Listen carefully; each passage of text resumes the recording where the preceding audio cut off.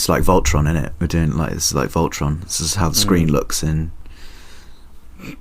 Is it? It is. It's like Voltron. You know, we all look like, you know, all the shots in like either Power Rangers or Voltron are individual shots of people in their cabins, in their little boxes as they assemble Voltron, and we're doing that as we get recording. We're all a bit like Voltron. We are Form like Voltron. Form like Voltron. Yeah. Yeah, it's a Wu-Tang lyric. Moves like Jagger.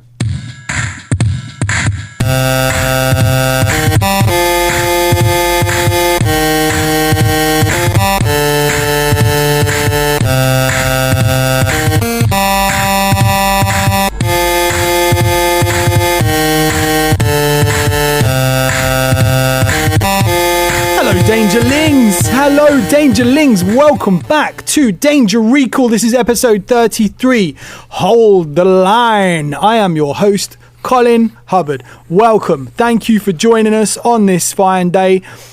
It's May, isn't it? Isn't it May? It's May the bloomin' 4th. I'm not going to make the joke, man. And I'm going to trust my guests to not make the joke either. Okay. I don't think it's a joke. I think it's a legitimate religious holiday at this point, isn't it? Like the census has come out now. So I think you have to say it to respect. We might all be Jedis. I'm not going to say it. Maybe I'll leave it to someone else. Maybe we'll drop it somewhere in the show. Who knows? But my guest here today, you've already heard his voice. Scott, how you doing, mate? Hello. Yes. Today is a good day. Today is a good day to May. Nice. And we also have Ross. How you doing, Ross? Today is a good day to die hard with a vengeance, but die hard, live free and die hard. Die hard. Just die, yeah? D. Die hard. And we also have Dan. It's a beautiful day. A bit of U2 there.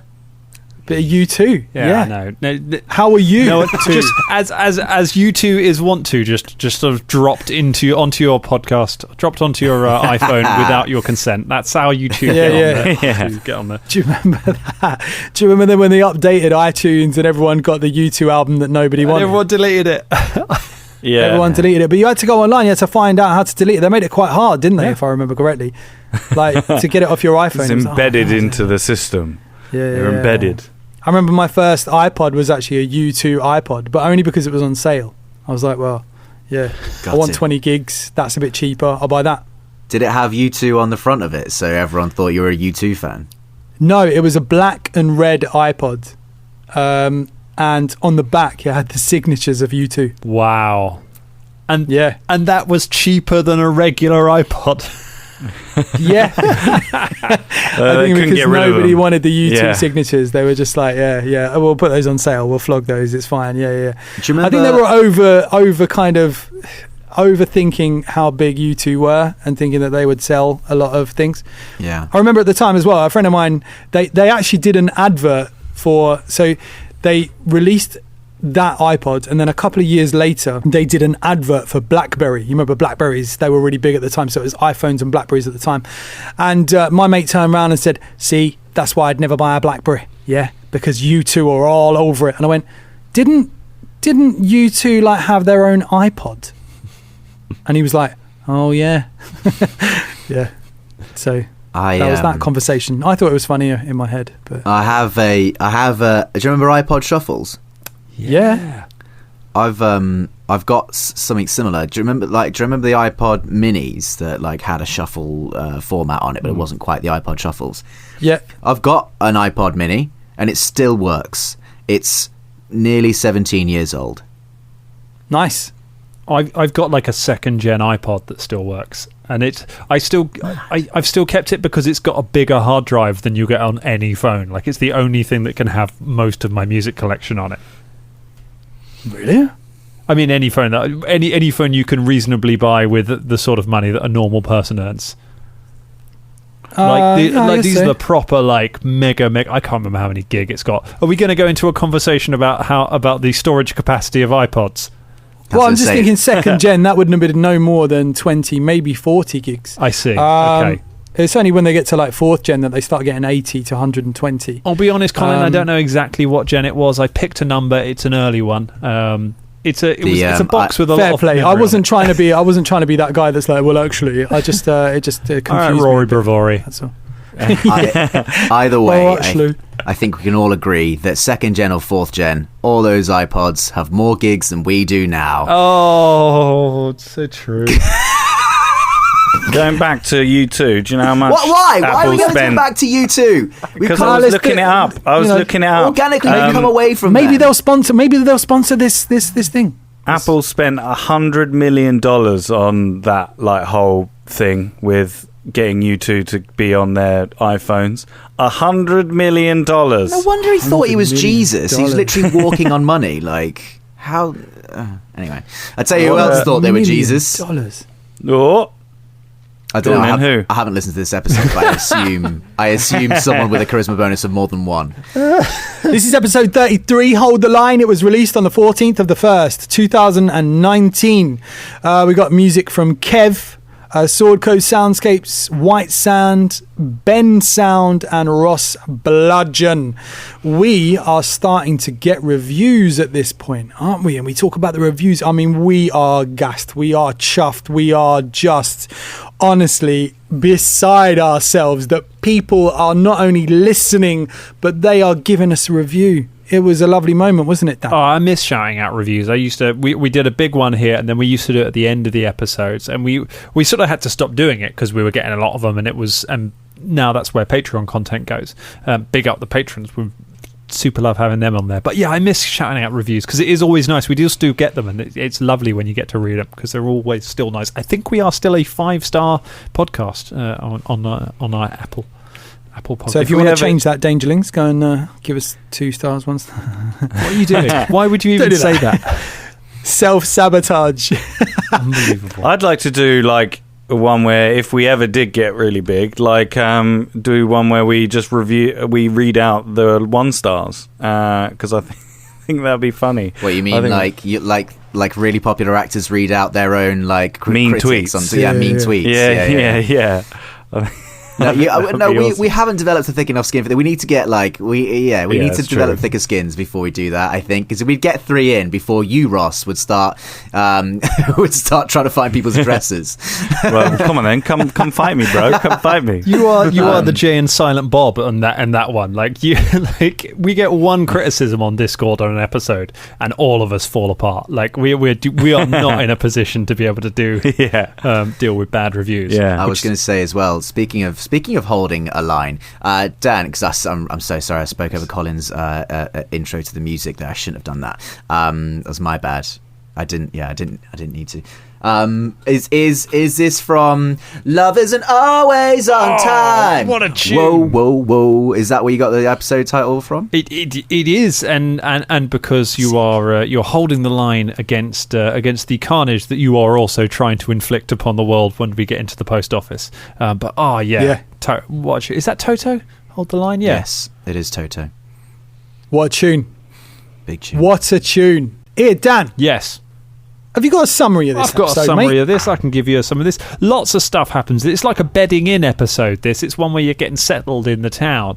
The club go to help Travis in his meeting with the Ardok Brotherhood about purchasing a golem. They go along as security and make things worse. Shania offers to babysit Ica to keep her from going off into the city and makes things worse. The rest of the club then go off to post a letter back to the carnival to let them know that Ica is there and nearly start a revolution in the city a few episodes before it happens. This is the episode that I most frequently use the synopsis of when I'm trying to explain our show to people who don't listen to our show. The fact that we got into a fight in a post office. We had virtually a whole episode in a post office, which I just adore. It's the Danger Club getting their claws into Kaer Marga, I would say, this one. Yeah, it's really nice, isn't it? It's Very really fun. It's just some people would, in a giggle. source book, visit the famous bits of that source book. We visit the post office. So it's pure Danger Club, isn't it? It's like we've got a little bit of a plan, but we're just going to go and do something else. And just, it's really funny, really, really funny. It's also I want to go back to the reviews as well, just because there was one review where someone said that they started playing Pathfinder because they'd listened to our show. Yes. And that was awesome. That was so good. And Dan, I remember you saying in the episode, you say if we had even get one person playing role-playing games because of something we did, that is amazing. Do we still agree on that, right? We still think that. Oh, so much. And it's grown to the fact that now we have Club, which is the offshoot of Danger Club that runs on our Discord, where listeners to the show find people to play games with and set up their own games on there. Like that's just a dream. That's so. Haven't you been wonderful. part of one of those games, Dan? Yes, I have. I've joined in one of those games. I play it every week at the moment with some of the Dangerlings and have an absolutely riotous time. Big up Alakar, one of the mods on our Discord, who runs a very, very good Curse of Strahd game. Nice, cool. Yeah, I'd like to dip into one of those games every now and again. You know, you can't. I'm not looking for an invite because I'm quite busy, but He was like, But I would that was like such to a do it. nice compliment, and they're like, but don't invite me, because I'm busy. That is classic Colin. Yeah, I'd love to play, but just check my diary and I can't. So what are you trying to invite me for? No, that's not what I'm saying. That's not what I'm saying. I was saying, like, more the point, it was like I'm not fishing for an invite. That's more what I was saying. I'm not going, hey guys, can I be part of your club? Like, that's not what I was. I wasn't doing that. But Imagine if they said no must as have come well. out quite funny, actually. Imagine if being part of the podcast that started Club. Imagine if you asked for an invite and they all said no. That would be Exactly. That's why I said that. I wanted to cover myself, like, because otherwise they're all thinking, "Oh, we don't really want Colin to come in." Yeah, he doesn't really know how to play. Do you know what I mean? I'd always be scared of like asking to join a club game. Like they asked if I could, Oh my if I God, could be, yeah. but I wouldn't want to be like, oh, could I join your game? And then run the risk that they might be like, do you have Drum's phone number by any chance? Because to be Exactly. like, oh, yeah. So this all might get cut. This is great. I love all this episode. It's so much fun. It's the post office episode. It's the post office episode. I mean, we could talk about post office if we want. They're good, aren't they? Post office. We did a lot in this episode. They are useful, but I think as Dan says, it's a defining part of the Danger Club podcast that we start a fight in a post office. Having not listened to this episode, and I'm going to put myself really out to dry here because I think I know the answer. Who really are the main instigators of this row in the post office?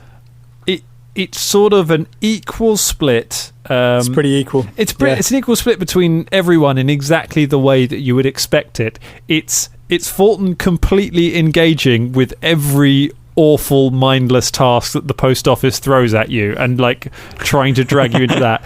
It's Velda just generally disagreeing with everything that comes up, and it's Caragor wanting the Minotaur to kill the people in the post office and the old dwarf lady to start. And it kind of, all of those things just form this perfect storm where everyone's just annoying each other and the post office is the target of it. It's great looking back on this bit as well, like because actually the post office, it's only the last 20 minutes. We feel like it's the whole episode, but actually it's not. It's like a third of the episode, really. And as you said last week, Dan, like M's got some really good character stuff coming out. It's really, really good. And we start exploring this when we're talking about it in the intro, saying, oh yeah, M's doing this. And then James just pipes and goes, he was jealous. And I'm as Colin going, no, honestly, no, that's not what it was. But maybe he was a little bit. That's that's an interesting. If he's doing that as Velda, because Caragor tries to throw that a couple of times at Velda in previous episodes. That's an interesting like Velda reflection. I think Velda, who is quite solitary and has found a group, a bunch of friends and stuff, and they start interacting in quite loud, boisterous ways that he's not quite sure of. But he thinks he might want to get involved, and he might start, that awkward sort of like, hey, you're jealous because I'm definitely not. That kind of thing. Perhaps. No, but it's not in character. It's James saying it. Oh, okay. It's just okay. Should we phone James? We are all our characters.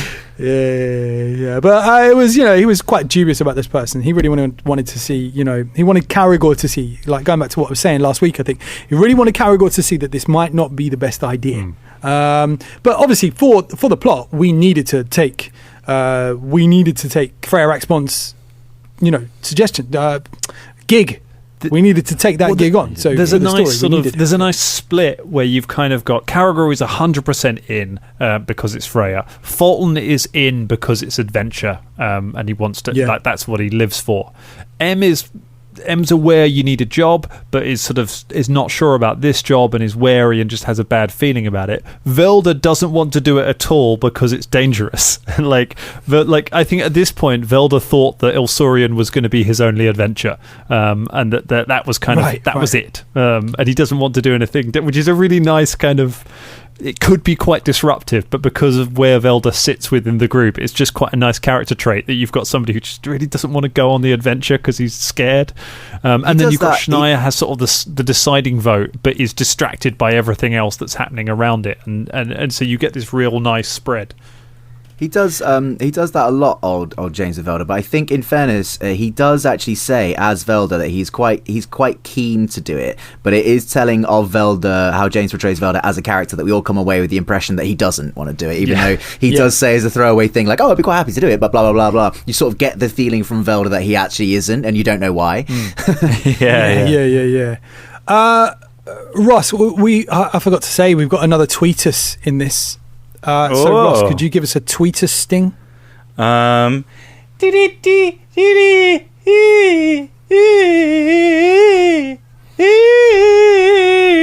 Tweet.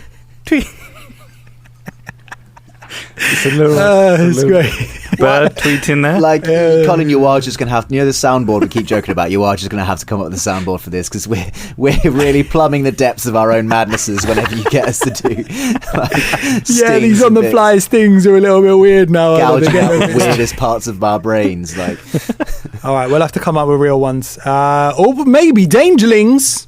Hey, this is a new thing. Dangerlings. If you want to come up with a sting for any of these little segments that are kind of segments that we haven't really put in place, but tweet us. We've got the kill list. We've got, what else have we got? Justifiable Homicide, I think it was called. The Justifiable Homicide. That's got the kind of name where I think you started off with the murder list, and then you changed it very wisely to something. There was a broad rejection of murder list, even though some of them on there are definitely in that category now, but we've just made it's all justifiable. It's a little out of date. I need to go back and to 130 to episode 30 and see how many zombies died in it, to be sure. Yeah. So Patrolings, this is for you. If you want to come up with a sting, send it in. Email us a little MP3 and we will put it on the show. There you go. That's a thing now. Let's see if that happens. That'd be amazing if it does. Now, the tweet us was to West End actors. Just in general. Where are they now? West End actors. And where are they now? Burn from us. Ironically, like it's whilst we're in Care Marga that we actually have one on the show. Yeah. But yeah, no, that sting idea is nice, Colin. I just wanted to say, I don't know if we knew any Dangerlings that were, I don't know, DJs or something. Do we? Anyway, but yeah, West End actors, where are they now? I mean, some of them have gone back to shows, guys. Some of them have, yeah. Yes. Yeah.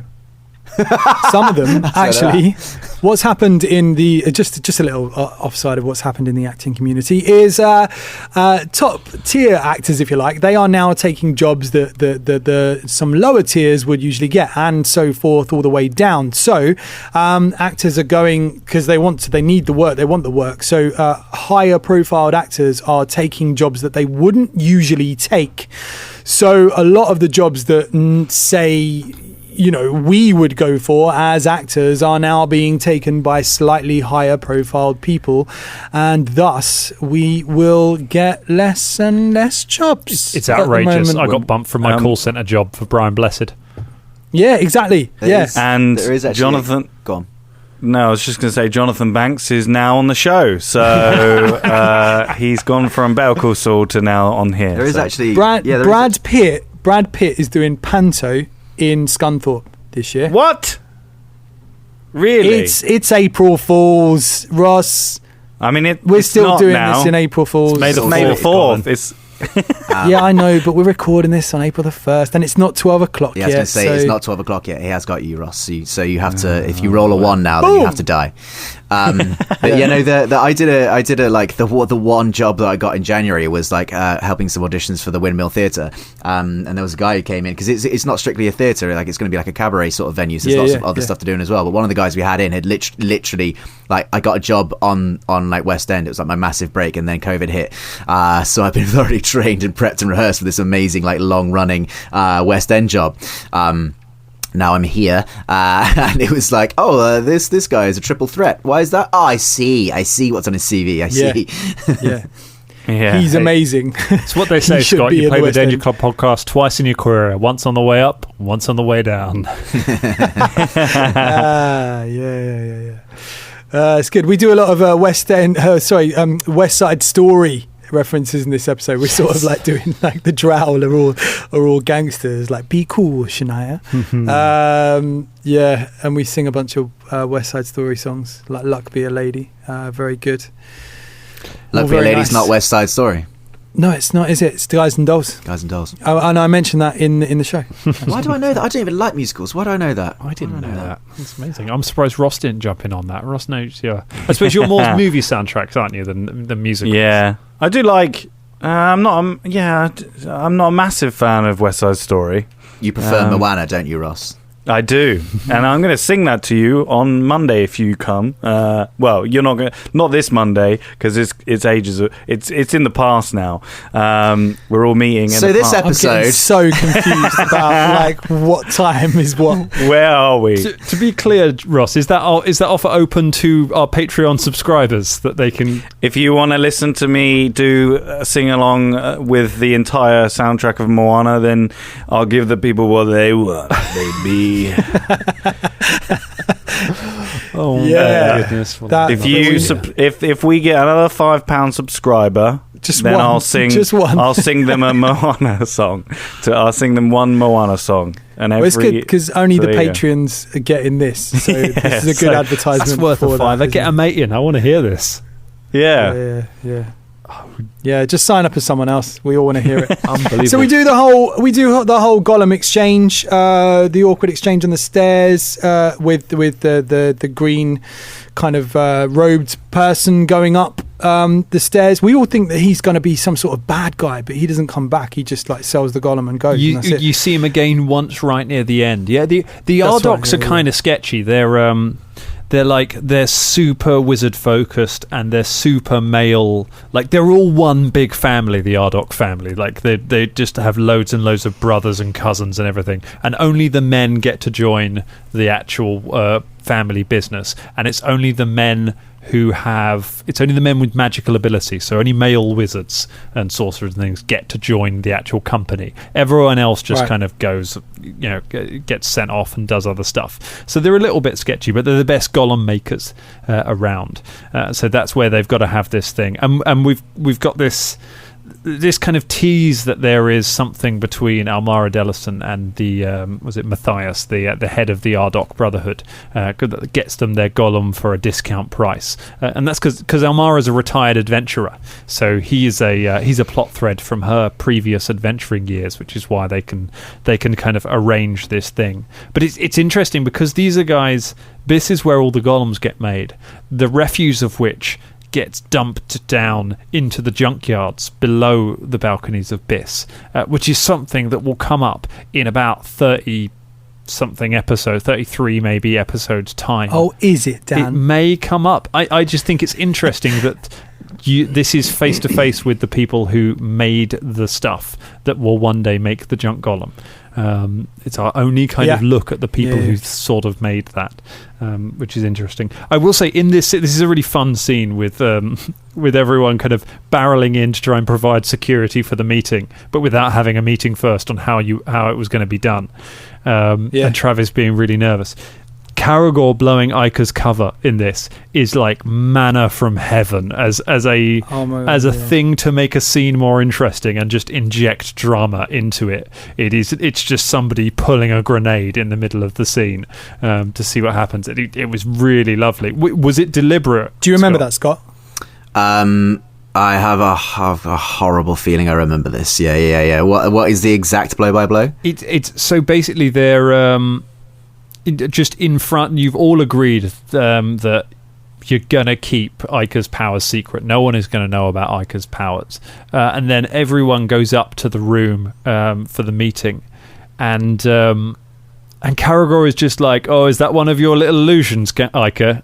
That's something. Yeah. And just Fuck yeah. the fury The around whole because room Karagor's just, still like, high turn on around and look at you, excitement like- about what's going to happen on the quest, and just lets it slip, and then Shit, yeah. everyone just turns on him.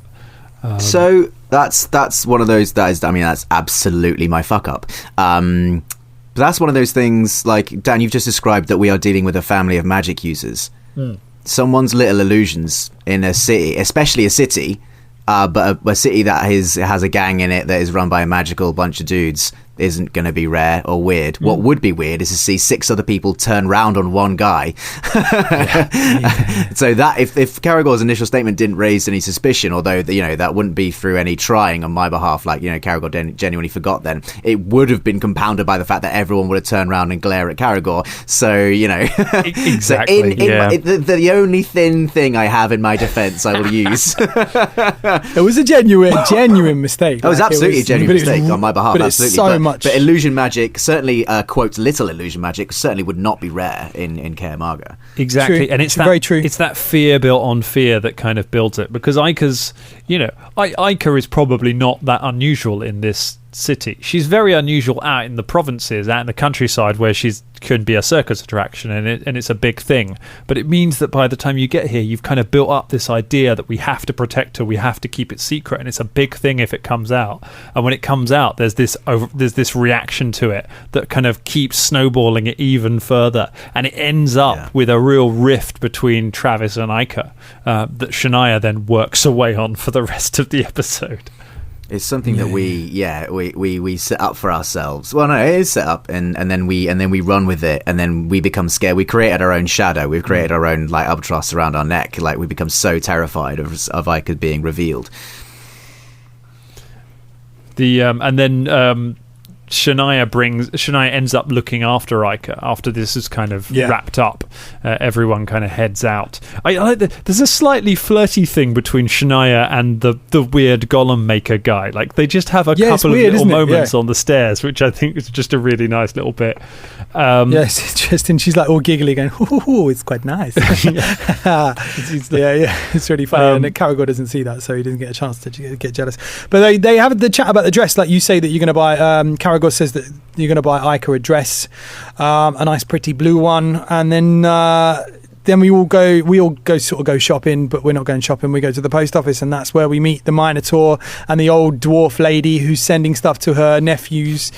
And we hold up the queue for like 2 hours. We're queuing, and then we go in there, and we finally get to the place, and we bully Velda again a bit. We're sort of like going, "You pay for the letter," and he's like, "Oh yeah, okay." And then we're talking about like sending it by bird because it's going to be quicker. Oh yeah. But he's like, "I'm not paying for that because that's 10 gold pieces of money paying for the boat." And we're like, "The letter's going to get sent on the Biston Bear. It's going to go back on the same boat because it's going to take the same amount of time." Yeah. So weird. And I love this. Karagor just turns around and goes, "We are being thorough."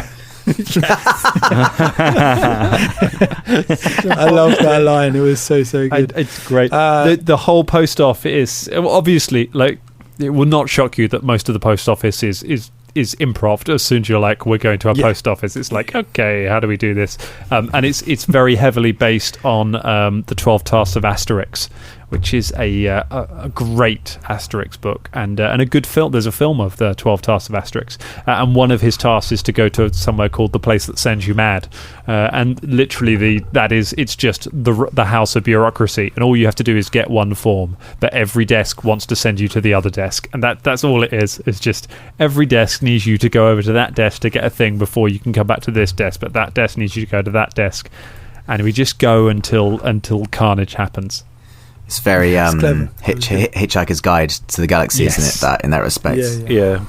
I know at a queue. Yeah, it was good. It was really good, and I love the end. The ending's just such a good payoff where the shutter just comes down, and then the woman starts taking out weapons from her bag, and just it's so good. And then we're kind of almost whispering into the Minotaur's ear as we leave, "Burn the place down." and just starting a ruckus. Yeah, I love that. Really fun. Did you expect that we were going to actually get into a fight? I mean, did you think that we might get into a fight by the end? Did you have to look up Minotaur stats or? I think I said it in the at the start of the next episode, but I was opening Minotaur stats as that was going on. I was just on Archives of Nethys, looking up stats for a Minotaur, and it came up, and I was like, oh god, okay, well I hope this doesn't become a fight, because this could you're definitely not a high enough level to fight a Minotaur right now, so might just need to homebrew that a little bit, but I don't think it was ever really going that way. It was kind of, they were much more angry at the post office than they were at you. Yeah. I think so. Yeah. Well, as the gang head off to Dark Michaels, who we've not yet met, but they're on their way. As we're heading there, we flash back to Shania, and she's gone down in the bar with Ica, and she slaps Travis, saying, I'm going to get Ica drunk, and you can do nothing about it. That's so... Yeah. There are Fulton Battlestone levels of hubris being set up here, aren't there? Yeah. It's interesting because I'm kind of, we've talked on this before without going into too much about what's happening, is that I've got a little bit of a mark, I've got a little bit of a crosshairs on Travis by this point in Kaer Maga. I'm kind of feeling I'm looking for drama in the future, and that's when you're GMing, you kind of have an idea of which NPCs you could do things with that are maybe not essential to the story in the future. And so I'm kind of being like, what if something happened to Travis? How does that affect everyone's story? And then suddenly you have Shania causing this rift between him and the girl who was basically his daughter. And it's kind of oh my goodness, there's so much drama here if this happens. So it's really interesting to see that wedge starting to grow. But it's so good because teenagers often do that. They get to that age where they respected their parents or guardians so much, and then it gets to that point, and they just you just want to escape. I kind of think that I always put it like this, because I'm not a parent, but I've worked with a lot of teenagers and stuff. I always say to parents, it's like they've been living with you for 15 years. 12 to 15 years they've been living with you, and they are sick of you basically. They love you, but they just want to do their own thing, and I can we can all relate to that on some level, and I think that's it, isn't it? Teenagers, they just want to escape, and when someone like Shania comes along and gives them that escape, they're just grabbing a hold of it. So yeah, we all need a Shania in our lives when we're a teenager, is what I'm trying to say. Preferably not whilst you're in Kaer Maga, though. If the city where you grow up is Kaer Maga, then hopefully Auntie Shania won't come along, because things could happen. You get a nice there's a nice bit of Travis's prejudice as well when he finally snaps and he's like, you're a monster from the Underdark, and you suddenly see that he's a good guy, but he's not free of that as well. That's how he sees Shania. They'll never be totally fine again. Oh, it's not. Well, that's the end of the episode. Shania kind of out the corner of her eyes. She's drinking with Ica at the bar. I think she sees a drow or a couple of drow in the doorway. And that's where the episode ends. Ross, did you enjoy it? I did enjoy it. I liked all the character stuff. The character shit was hot this time. And it was good. I'm glad. Did you enjoy it, Scott? I loved the serving of hot character shit that was in this episode. Dan, as a GM, did you enjoy that character shit? It was the hottest and the steamiest that we've had for some time, and I was a big fan of it. Maybe this is a song. Maybe we need to make a song called Character Shit. Maybe this is a new tune. We'll add it to the Moana performance. Yeah, absolutely. Dangerlings, honestly, it's been a complete pleasure having you along this ride. If you need us, get on the Discord. We are there. We love you. We thank you so much. We talked about iTunes reviews. If you haven't given us one yet, what are you doing, mate? Get over there and sort it out. Thank you so much to my guest, Dan. Cheers, everybody. We'll see you next time. To Ross. Ta-ra for now, love. And Scott. My flesh puckers in anticipation. I've been Colin. See you He later. fucked That it. was He disgusting. fucked it. Goodbye. Goodbye, Danger Lee. Anticipation. I'm very tired.